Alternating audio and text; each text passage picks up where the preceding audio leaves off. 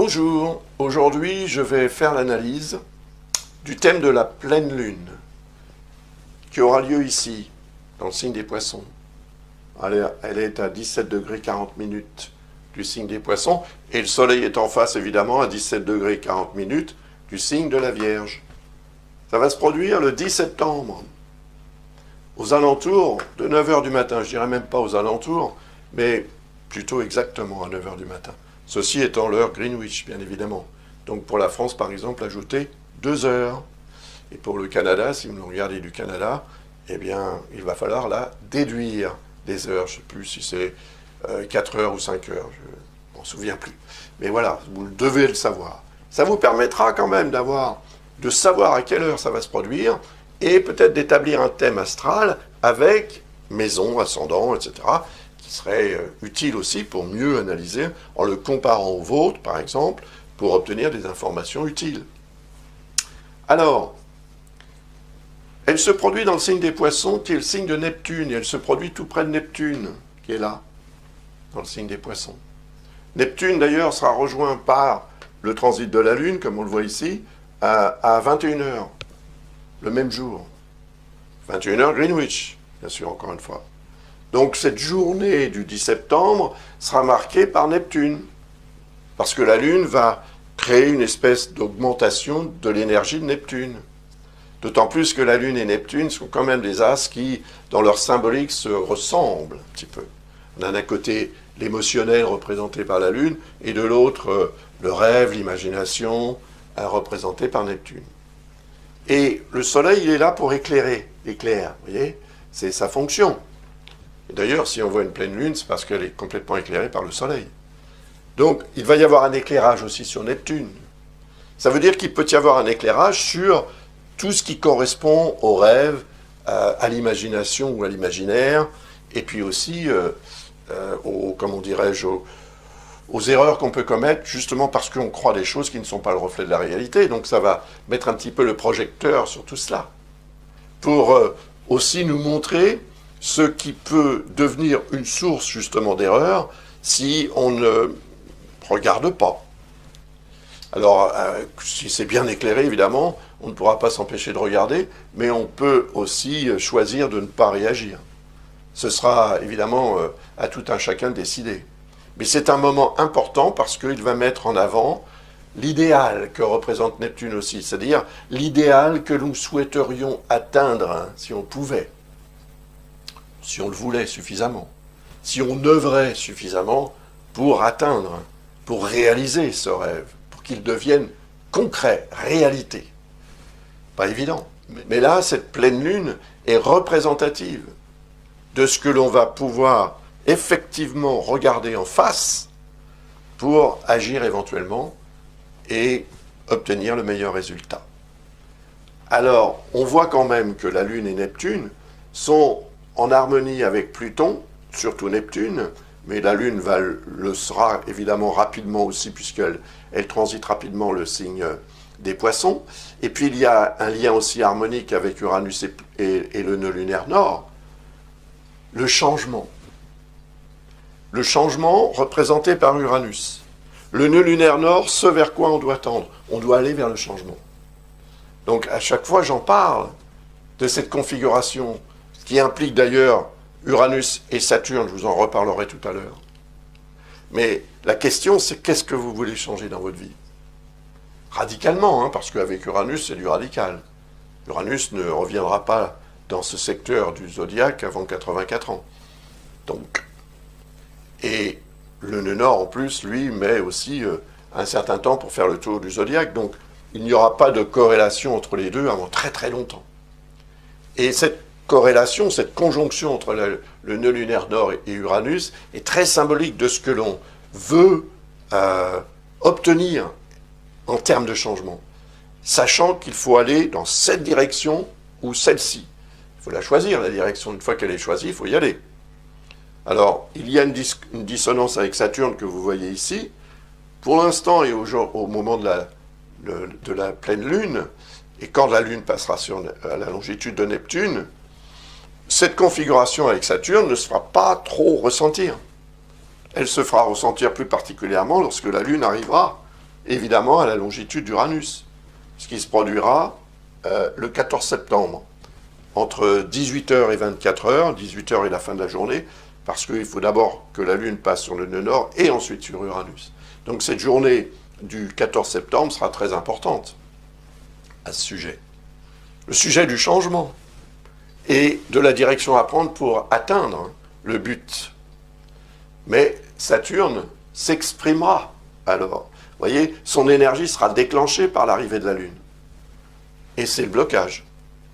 Donc, on sait vers quoi on veut aller, on sait la direction qu'on doit prendre, on reconnaît le chemin qu'on doit prendre, peut-être.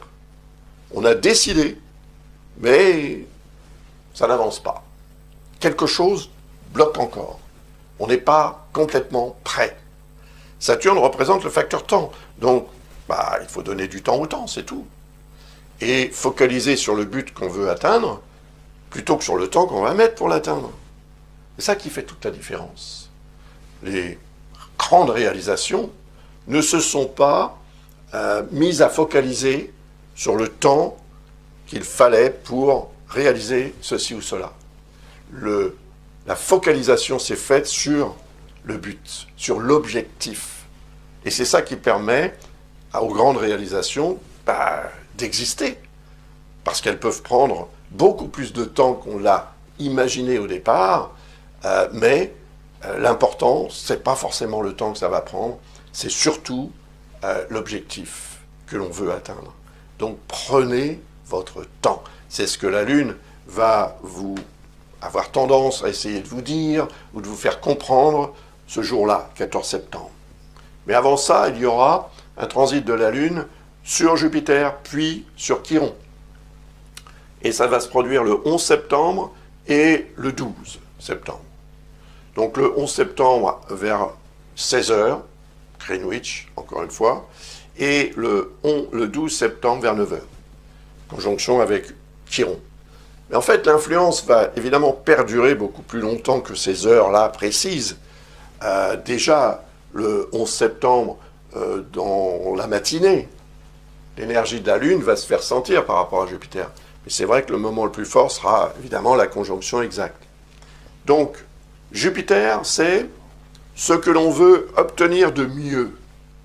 C'est l'astre qui représente la réussite, l'évolution, le progrès et tout ce que l'on peut en tirer de satisfaction.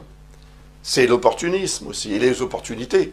Donc si on saisit une opportunité, on est opportuniste automatiquement. Et de temps en temps, il faut l'être, voire même presque systématiquement. De manière à pouvoir vraiment profiter de ce qu'il y a de meilleur dans la vie. Meilleur à prendre pour soi, mais également pour partager avec l'entourage. Pas en égoïste, sinon ça reste petit. Eh bien, quand Chiron va être rejoint par la progression de l'ascendant, lui, il est là pour indiquer, attention, il peut y avoir un souci, il peut y avoir un problème de santé. Alors c'est la santé en tant que telle, ou bien c'est la santé dans un domaine ou un autre de la vie. La santé de votre vie professionnelle, par exemple, des finances, etc. Donc, Chiron est là aussi pour permettre un degré de réflexion et d'analyse qui sera accentué par Jupiter. Jupiter qui se prépare à produire une conjonction, mais cette conjonction, elle ne se fera pas avant 2023. Donc, elle n'aura pas lieu pendant cette période de lunaison, ni pendant la suivante. Ça ne se produira qu'en 2023, puisque Jupiter va revenir dans le signe des Poissons à fin octobre, et qu'il va ensuite repasser dans le signe du Bélier à partir du 20 décembre de cette année, pour y rester jusqu'au 16 mai 2023. Si vous voulez en savoir plus à ce sujet, regardez la vidéo que j'ai faite pour 2023, et puis vous regarderez aussi quand elles seront prêtes. Pour l'instant, elles ne sont pas toutes prêtes, mais vous pouvez la regarder si vous appartenez aux 7 premiers signes du zodiaque, puisque je les ai toutes faites pour 2023. Mais pour les regarder, il faut que vous visitiez le site de l'École Ablas. C'est là qu'elles sont toutes répertoriées. Et vous ne les trouverez pas sur YouTube comme ça, en mode public, comme on dit, parce que je ne les ai pas encore mises. Je les mettrai quand j'aurai terminé la vidéo pour le signe des poissons. Voilà. Donc on continue, on continue. Le fait est que cette conjonction Jupiter-Chiron, on peut parler d'une conjonction quand même si elle est quand même assez faible, d'abord parce que Jupiter est rétrograde aussi, et Chiron également. Il y a une opposition avec Mercure. Mercure représente la capacité qu'on a à réfléchir. C'est notre intellect, c'est notre matière grise, notre cortex cérébral. Il va falloir mettre au service de ce qu'il y a à améliorer, de ce qu'il y a à soigner aussi peut-être. Parce que c'est ça qui va aussi nous être utile pour comprendre et organiser ce qui doit être fait, ce qui doit être dit, ce qui doit être écrit peut-être, pour obtenir le meilleur résultat. Il y aura une tendance à peut-être l'excitation et on pourrait être dans une logique d'overdose un petit peu en ce qui concerne ce que représentent Jupiter et Chiron, c'est-à-dire l'élément santé. Donc, on veut préserver son état de santé optimum, hein, c'est humain, mais malheureusement, beaucoup d'entre nous ne réalisent pas à quel point c'est important. Donc, on a tendance peut-être davantage à chercher à se faire plaisir avec ce qu'on mange, par exemple, qu'à chercher à savoir si ce qu'on mange, bien que ça nous fasse plaisir, à un moment donné, peut se retourner contre nous parce que ce ne sont pas des aliments qui sont particulièrement positifs et favorables à notre organisme. Ça, c'est aussi quelque chose que Mercure peut permettre, sinon de comprendre, tout au moins de discuter. Si vous pouvez partager vos idées avec ceux qui vous entourent, et si vous êtes prêt ou prête à accepter aussi les conseils de ceux qui vous entourent, et donc à obtenir des informations multiples qui vous permettront ensuite d'en faire une synthèse pour comprendre les choses de façon plus rationnelle et plus intéressante, pour gérer, pour répondre, pour solutionner également. C'est ça que représente Mercure. Et cette opposition est très importante parce que c'est comme dans un gouvernement, c'est l'opposition qui va permettre au gouvernement ou empêcher le gouvernement de faire des erreurs en invoquant toutes sortes de raisons. Donc Mercure est là pour ça aussi. Donc c'est peut-être quelqu'un dans votre entourage qui vous dira non, il ne faut pas faire comme ça, il faut faire comme ça, c'est mieux. Voilà. Après, c'est vous qui voyez. Et comme je le disais tout à l'heure, ce sera différent pour tout un chacun, d'une personne à l'autre, en fonction de sa situation, de son thème, de sa motivation, etc. Si vous voulez en savoir plus, encore une fois, visitez le site de l'École à Blas. Nous sommes là pour vous aider à comprendre un petit peu mieux, en fonction, évidemment, de l'analyse astrologique. Après, donc, on a vu que la Lune allait passer à la longitude d'Uranus et d'une lunaire nord, ne revenons pas là-dessus, mais elle va arriver à la longitude de Mars, qui est en Gémeaux, et cette conjonction va se produire le 17 à 1h du matin. 1h du matin, Greenwich. Donc là, c'est pareil, hein, si vous êtes né en France, par exemple, enfin, si vous êtes en France, je veux dire, ce sera 3h du matin. Si vous êtes au Canada, ce sera la veille, tard le soir. Et donc, Mars, c'est l'action. Action-réaction. Mars, c'est quand même le dieu de la guerre. Il représente notre capacité à nous imposer, à combattre, à nous défendre. Et il est en discorde avec Vénus. Il est en discorde avec la Lune et Neptune. Il pourrait y avoir une tendance à réagir en fonction de ce que l'on croit, plutôt qu'en fonction de ce qui est réel, avéré, prouvé. Heureusement, Mercure est là, il est en harmonie avec Mars. En plus, Mars est dans le signe de Mercure. Donc, l'effet est encore plus fort. Il est là, ce Mercure, pour nous aider à comprendre, en fait, à rationaliser. Sinon, si on fonctionne par rapport à Neptune et à la Lune qui se trouve là et qui se trouvera là à ce moment-là, eh bien, on fonctionne par rapport à son émotionnel, on fonctionne par rapport à ce que l'on croit, à ce que l'on a envie de croire, plutôt qu'à ce qui est en réalité. Et puis, on a l'affectif aussi, représenté par Vénus. Donc, il peut y avoir aussi une tendance, hein, l'amour est aveugle, comme on dit, et l'amour peut être une source aussi de motivation et de réaction qu'on peut regretter ensuite, parce que finalement, quand on aime, on n'est plus aussi objectif, parce que, voilà, on est dans le sentiment. On n'est pas dans la réflexion et l'analyse rationnelle, cartésienne, objective. C'est Mercure qui représente ça. Donc laissons Mercure quand même nous expliquer ce qui est vrai et ce qui ne l'est pas, ou ce qui risque de ne pas l'être, ce qui risque d'être une source aussi de déception, par exemple, ou d'erreur qu'on pourrait commettre. Et tout cela, ce sera à gérer. À ce moment-là, vous serez peut-être en train de dormir. Ou bien vous vous apprêterez à aller vous coucher, selon où vous êtes dans le monde. Mais c'est vrai que nous serons moins quand même marqués par ce genre de configuration, parce que la plupart seront en train de dormir. Mais il n'empêche que l'énergie restera en nous pendant toute la journée. Et même si la Lune, évidemment, s'éloigne de Mars, elle restera dans le signe des Gémeaux pendant 2 jours et demi. Et pendant 2 jours et demi, elle aura cette influence.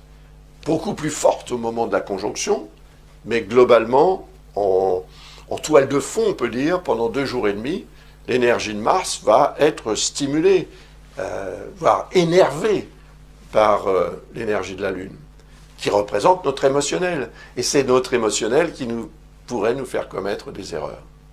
Donc, souvenez-vous-en, et voilà, faites confiance à Mercure. Il est là pour vous expliquer ce qu'il faudra faire ou ne pas faire pour éviter les erreurs. Notez que la plupart des planètes sont rétrogrades dans cette carte du ciel, à part Mars, Vénus, le Soleil évidemment. Tout est rétrograde, la Lune noire ne l'est pas non plus, et c'est d'ailleurs à la longitude de la Lune noire que va se présenter la Lune le 19 septembre à 19h, Greenwich, bien sûr toujours. Alors, la Lune noire représente les zones d'ombre. Donc ce qui n'est pas sûr, ce qui n'est pas avéré, ce qui n'est pas reconnu même peut-être, ce qui est peut-être un petit peu caché même, un peu occulté. C'est représentatif d'une ambiguïté en nous, une ambiguïté autour de nous, quelque chose qu'on peut craindre, quelque chose que l'on peut avoir aussi tendance à considérer comme n'étant pas particulièrement très clair, très net, très pur. Donc il peut y avoir un sentiment de culpabilité aussi, voire de honte parfois, qui s'introduit en soi à cause de à cause de la façon dont on gère sa vie, mais c'est représentatif souvent de la position de la Lune noire dans un thème natal. Dans ce thème, évidemment, c'est représentatif aussi, étant donné que la Lune noire est en Cancer, d'une zone d'ombre en ce qui concerne finalement l'ensemble de la population au niveau famille, foyer, résidence. Les rapports avec la famille, tout ça sont représentés par le signe du Cancer. Et puis, c'est le signe de la Lune. Donc, quand la Lune traverse le signe du Cancer, elle est généralement plus intense. Et on le remarque dans le thème d'une personne qui aurait la Lune en Cancer, son émotionnel est plus fort, plus spontanément exprimé. Et donc, lorsque la Lune va arriver à la longitude de la Lune noire, la Lune, c'est quand même quelque chose qui peut permettre de faire une forme de lumière sur ces fameuses zones d'ombre. Donc, il est possible que ce jour-là, aux alentours de cette heure-là, finalement, quelque chose soit compris, quelque chose soit découvert. Mais ça reste quand même encore incertain, parce que la lumière de la Lune, à cette époque, elle est très faible, vu qu'elle se rapproche de la nouvelle Lune, où elle va complètement disparaître au profit de l'énergie du Soleil, ou de la lumière du Soleil. Donc, voilà, c'est quelque chose qui va être quand même assez dans l'intuition, dans l'émotion quand même aussi, mais dans la réalité, ce sera peut-être un petit peu plus compliqué. Par contre, comme la Lune noire est en Cancer, elle est en harmonie d'abord avec la Lune au moment de la pleine Lune, bien sûr, mais surtout avec Neptune. Et Neptune représente l'intuition, l'inspiration. Donc ça peut être un moment aussi très intéressant, par exemple pour les artistes, en termes d'inspiration et de création. Et l'émotionnel intervient beaucoup, évidemment, chez l'artiste aussi. Donc, ça peut être un moment fort, par contre, aussi sur le plan personnel, sur le plan intime, pour exprimer quelque chose, un sentiment, une sensation, une perception, une intuition. Ça peut être une période agréable, c'est-à-dire favorable à l'augmentation de nos perceptions, je vais dire extrasensorielles peut-être un petit peu. C'est le sixième sens quand même qui est représenté aussi par Neptune. Cela dit, cette lune noire, elle est en dissonance avec Jupiter et Chiron. Et là, on est dans une logique d'exaltation, d'exagération. Et comme Chiron représente les questions de santé, on en a parlé tout à l'heure, il est possible, oui, que ça représente un moment où on va se faire du souci à outrance pour une question de santé. Et ça peut être la santé en tant que telle, encore une fois, ou la santé dans un domaine ou dans un autre de votre vie. Alors, si vous avez des questions à poser, comme d'habitude, n'hésitez pas, visitez le site de l'école Ablas, il est là-haut, et vous trouverez les informations pour comment dirais-je, pour poser votre question, pour passer commande. Donc, cette lune noire est intéressante aussi, parce que finalement, dans ce signe du Cancer, elle est en harmonie avec le Soleil, mais le Soleil, il sera déjà très très proche de la fin du signe de la Vierge, s'apprêtant à passer en Balance, donc ça n'aura pas forcément beaucoup d'influence. Quant à Vénus, de même, elle sera beaucoup plus loin dans le signe de la Vierge, mais il peut y avoir un effet. Et cet effet est positif. C'est-à-dire que Vénus représente les sentiments, et Vénus est également en rapport avec la créativité. Création, procréation, amour, sentiment, expression de l'affect, en fait, tout ça est représenté par Vénus. Donc le lien avec la Lune noire, stimulé par le passage de la Lune, peut avoir un effet très intéressant en termes justement d'expression des sentiments d'une façon ou d'une autre, pour se faire du bien, et peut-être aussi pour faire du bien à l'autre personne, si quelqu'un d'autre est concerné, bien évidemment. Voilà. Et après, bien sûr, la Lune va changer de signe, elle va passer en Lion, et avant de cela, elle va arriver ici à la fin du signe du Cancer. Vous voyez ici, le 20 septembre, à 13 h à peu près, elle va passer à l'opposition de Pluton, qui est là. Pluton représente ce que l'on doit remettre en question. Détruire pour reconstruire, c'est la régénération, Pluton. Donc, qu'est-ce que vous devez remettre en question dans votre vie? Qu'est-ce que vous devez régénérer? Toute la question est là, en fait, parce que, en fait, la Lune va déclencher l'énergie de Pluton ce jour-là, à cette heure-là.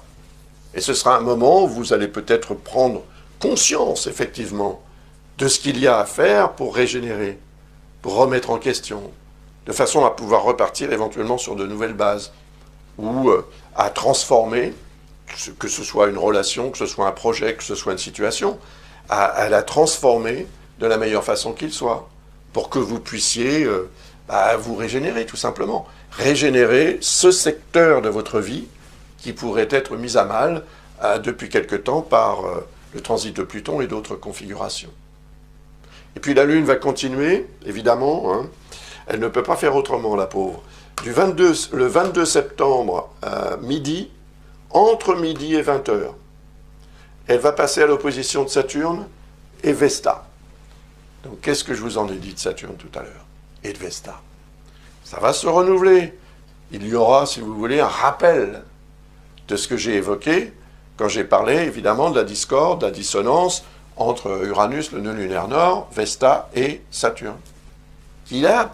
Cette configuration est vraiment là pour nous gêner, pour nous empêcher de tourner en rond, comme on dit. Donc la liberté représentée par Uranus, c'est ce que l'on veut, évidemment. On aspire à ça.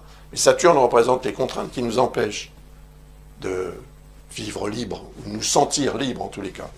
Libre d'agir, libre d'être, libre de penser, libre de ceci ou de cela. Après, la notion de liberté appartient à tout à chacun. Elle est différente d'un individu à l'autre, évidemment. Mais il n'empêche quand même que c'est quelque chose d'important, c'est une valeur. Et Saturne est là pour un petit peu mettre la pression sur cette valeur. Peut-être pour qu'on puisse l'apprécier encore mieux quand on aura retrouvé cette liberté. Et ça, ce ne sera pas avant à mon avis, en tous les cas en fonction de l'analyse astrologique, ce ne sera pas avant le mois de mars 2023, quand en fait Saturne va changer de signe pour passer en Poisson, puisque là, la dissonance avec Uranus va disparaître. Et elle ne réapparaîtra pas avant très longtemps. Donc on en sera, entre guillemets, débarrassé.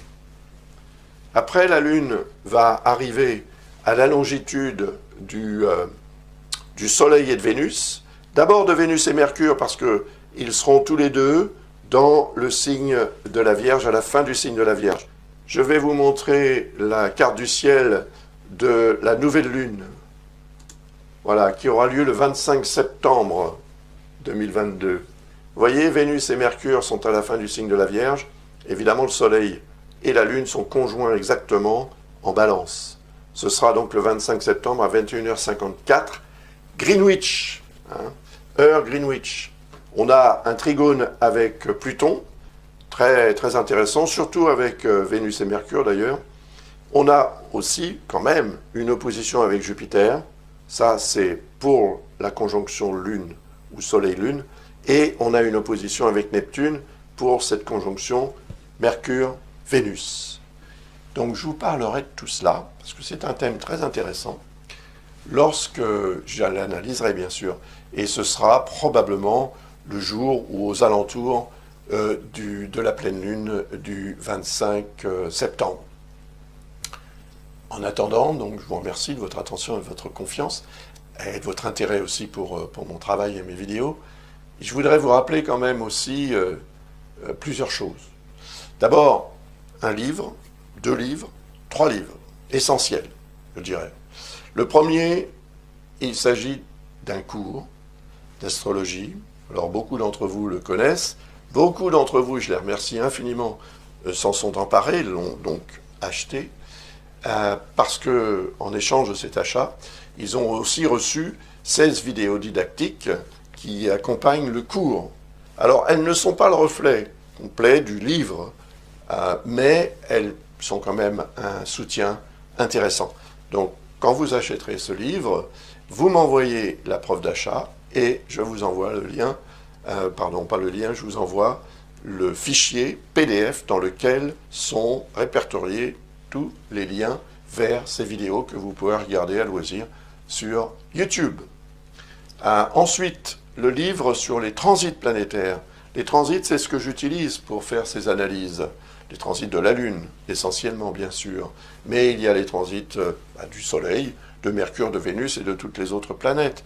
Et ces transits ont un effet très intéressant. Quand on sait les analyser, on peut se projeter dans l'avenir et mieux comprendre, mieux apprécier, mieux évaluer ce qui pourrait survenir et comment aussi, et surtout, comment gérer tout cela. Donc, si vous achetez ce livre, si ça vous intéresse de vous initier au transit planétaire, pour cela, il faudrait quand même que vous ayez quelques notions d'astrologie de base. Sinon, vous allez avoir un petit peu plus de mal à comprendre ce qui est expliqué dans ce livre. Mais si vous l'achetez, donc si ça vous intéresse de vous initier ou de vous perfectionner à l'analyse des transits planétaires autour d'un thème natal, d'un thème astral, vous obtiendrez gratuitement une réponse à une question de votre choix. Et là, vous trouverez également les informations à ce sujet sur le site de l'École Ablas.